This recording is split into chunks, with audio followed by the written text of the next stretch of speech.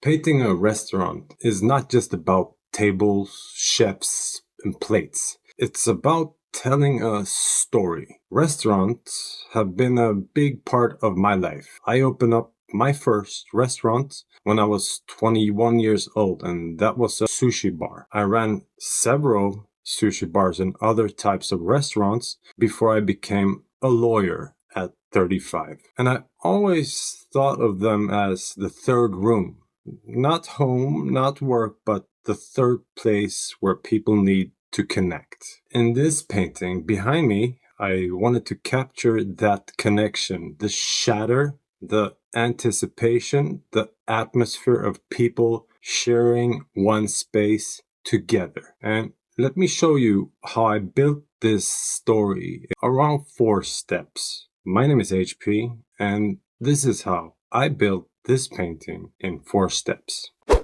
The first step, setting the stage. So every story needs a stage. I begin with a wash of yellow ochre because it gives the whole painting a warm, uniting undertone, like a low hum of voices in a busy room. On top of that, I block in the main actors, the chefs, the tables, and the walls. This is not about detail. It's about the rhythm and placements. Where will the eye travel? Who will it be focused on? And at this point, I'm already writing sort of a script of the painting, deciding where the tension and the movement will happen. And this connect to the story of paintings far way back in time was actually movies. In the 15th century, there was no film to go and watch.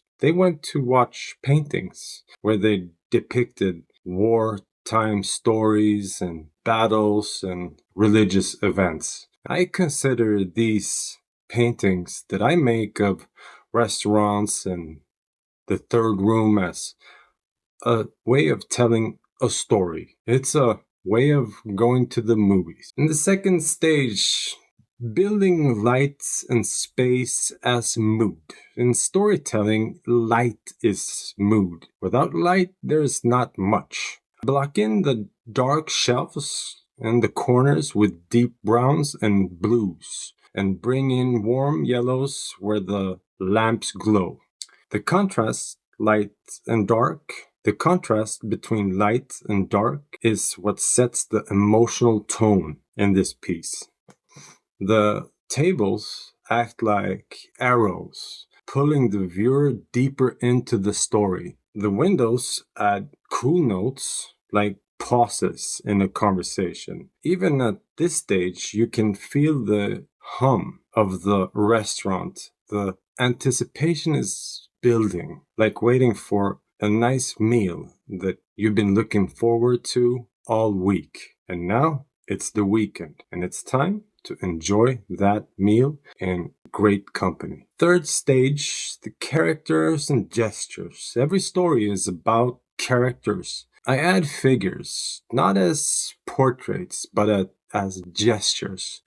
A chef leaning forward, a waiter mid-step, a guest tilting their head. Each movement is part of a narrative in a bigger picture. I don't overpaint faces at this point because in real life you don't stare at every detail in a restaurant. You notice posture, energy, interaction. These figures are roles in a play, and together they create a rhythm and a tension. The table objects, plates, bottles, dishes also tell a story. A story maybe of abundance and sharing. They're not props, they're part of a social movement. The fourth step, from scene to story. The final stage is here, and the scene becomes a story that is finalized. I sharpen the focus on the chefs in the center, making him the climax of the narrative.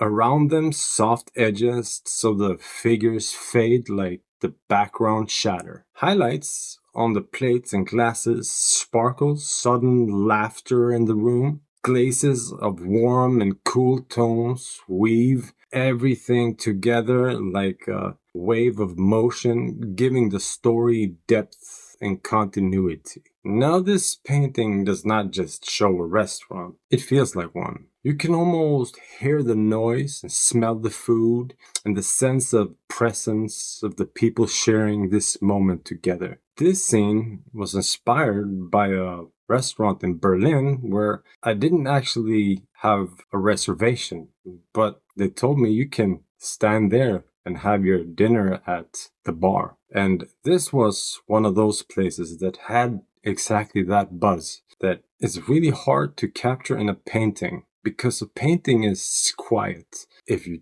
can't make it sound. So for storytelling insights when painting scenes like this, one, set the stage with ochre, yellow, and rhythm.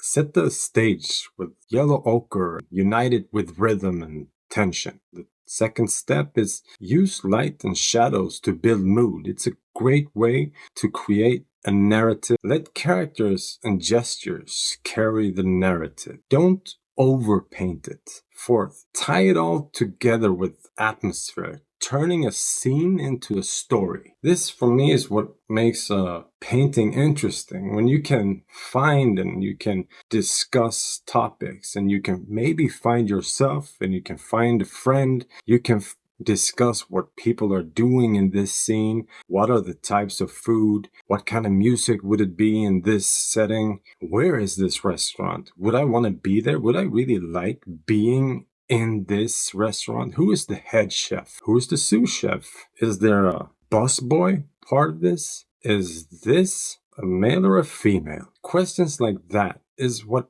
I think makes a painting interesting to watch. You don't just scroll by it, you breathe it, you smell it, you can hear it.